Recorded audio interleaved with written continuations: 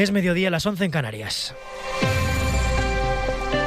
El presidente de la Confederación Hidrográfica del Júcar propuso enviar un mensaje a la población 2 horas antes de que el Govern valenciano enviase el alert a los móviles el día de la Dana. Este sigue declarando como testigo ante la jueza de Catarroja y acaba de asegurar que después del envío de esta alerta ya fue cuando vio al presidente Carlos Mazón, que fue quien desde ese momento asegurado empezó a tomar las decisiones.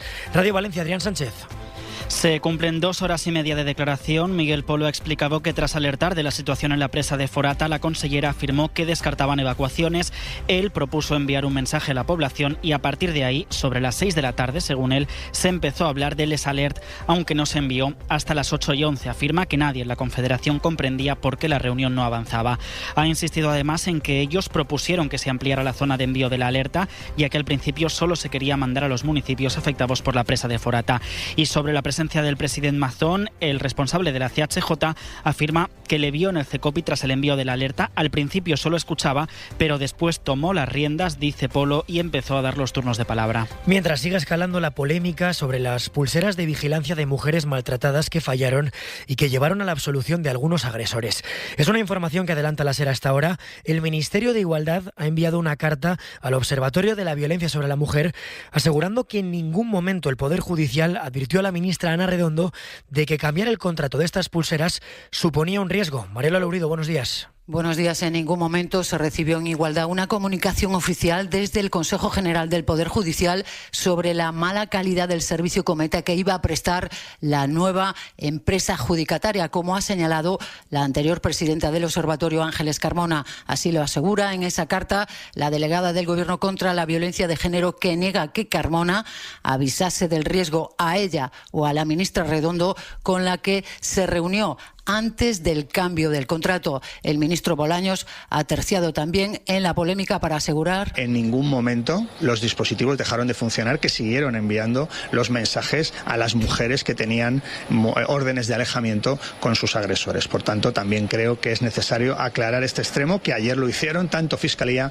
como el Ministerio de Igualdad. En la Carta de Igualdad se subraya además que es imposible que el Observatorio del Poder Judicial pueda tener acceso a la documentación vinculada a la ejecución de contratos públicos. Esta mañana el Partido Popular ha anunciado que ha registrado una moción que se va a debatir en el próximo pleno del Congreso para reprobar a la ministra de Igualdad por esta situación.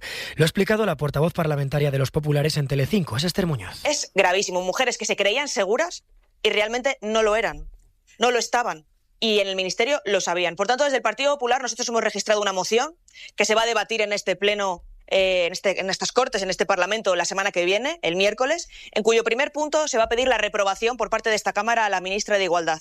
Queremos que el resto de grupos parlamentarios se posicionen sobre algo que nos parece un absoluto desastre, que tiene que tener consecuencias. Y la economía española creció el año pasado un 3,5%. Es más de lo que había calculado el INE. Jordi Fábrega. Son 3 décimas de mayor crecimiento hasta ese 3,5% y bastantes cambios en los vectores de ese crecimiento del PIB. Porque la revisión que ha publicado hoy el INE dice que las familias gastaron más, que la inversión, que era uno de los talones de Aquiles de la economía española, creció el año pasado el triple de lo que se había calculado inicialmente, y que el gasto público, que se presentaba hasta ahora como impulsor de ese crecimiento, fue menor de lo previsto. La revisión afecta también a los datos de años anteriores, a los de 2023, año en el que la economía española creció 2 décimas menos, un 2,5%, y también a los datos de 2022.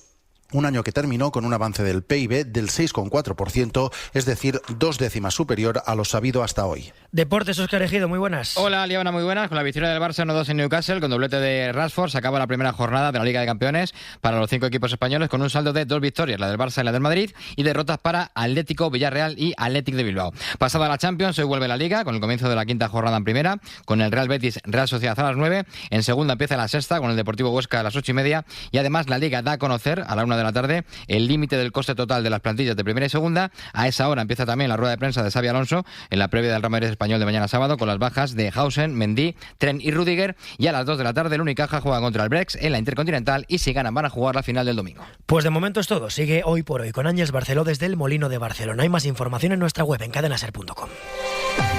Cadena Ser. Servicios informativos.